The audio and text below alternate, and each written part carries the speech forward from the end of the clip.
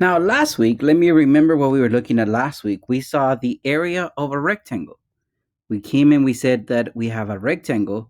The long side, we called it length, and the short side, we called it width. And then I came in and said areas, basically, you can count the squares, but if you have the measurements for length and width, for the area of a rectangle, you can just go length times width. And that will give you how many little squares are inside that rectangle. Now, a parallelogram almost looks like a rectangle. It's just a little slanted. However, if I came and I cut this blue triangle, it will fit evenly right here. And that will create a rectangle. Once again, if I cut the blue triangle from the left and I add it here in the empty space on the right, in the yellow shaded area, that gives me a rectangle. And I know for the area of a rectangle, I just have to go length times width. So in this case, I'm going to put inside parentheses 8.5 times 5. I'm putting both of my numbers inside parentheses because I want you guys to be able to tell that they're two different numbers. If I don't put parentheses, it would look like 8.55, and I don't want that. Now, 8.5 times 5, use a calculator if necessary. That should give me 42.5. Don't worry about the measurements. There's inches in area for parallelograms. We call it square inches or inches squared. Don't worry about the measurements. We're going to worry about those later on in geometry or algebra 2. Or in this case, I'm just looking for the number 42.5. Plain and simple. Let's take a look at question number 2. Same idea. If I had this triangle, in this case on the right, cut it out and replaced it in this space here on the left, I will create a rectangle. And in this case, my rectangle, the length is 12 and the width is 9.4. So I'm just going to go 12 times 9.4, and that should give me 112.8. No matter how many decimals I get, I will write all the decimals in there. On the instructions, I just have find the area of each. I never said round it to any decimal place. So if my answer has 2 decimal places, write both decimal places. If it has 3 decimal places, so 3 numbers after the decimal, type all 3. Once again, I'm not expecting measurements. I'm just expecting the number. Let's take a look at question number 3.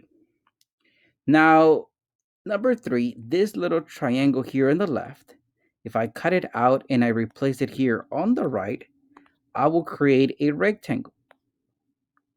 So I hope that you guys can tell that a parallelogram, right, to begin with, it looked like a slanted rectangle. Parallelogram, it is a rectangle. The length in this case is 11.5 and the width is 6. So I'm just going to go 11.5 times 6. Use a calculator if you need to. My answer here it is 69. There will be some numbers in your work that you're not going to use. I'm just looking at the length and the width. Now, interesting part on a rectangle though, interesting part is when we had this, I had a 90-degree symbol right where the length and the width met. We usually in mathematics, we call that intersect, where length and the width intersect. That's where they meet. So the measurements that I'm going to be using in a parallelogram, there are some numbers you're not going to use. The 2 measurements you're going to be using are the 2 that intersect at 90 degrees. So do look for the little 90-degree box. Question number 4, I see my little 90-degree box here. I'm looking at the 2 numbers that intersect at that corner. And once again, intersect means they meet at that corner. So one of my measurements will be 9. You guys can see that measurement here. My other measurement is 9. You guys can see that measurement here. The dotted line is just to show you that if I was to extend the 9 at the bottom, eventually they meet. So the 2 numbers I'm going to multiply is 9 times 9. Use a calculator if you need to. My answer here is 81. Once again, there's going to be some numbers, some cases, some numbers you're not going to use. Notice for question number 3, there's an 8.2 that I never used. Notice in number 4, there's a 19.2 that I never used. You're only looking for the two numbers that intersect at 90 degrees. Looking at question number 5, look for your 90-degree symbol. Look for your little box. That's very important. So start looking for the two numbers that intersect at that corner. And once again, in mathematics, intersect means they meet. So look at the two numbers that meet at that corner. One of them will be 7.5. The other number will be 9. Now I'm just going to multiply those two out. 7.5 times 9 gives me 67.5.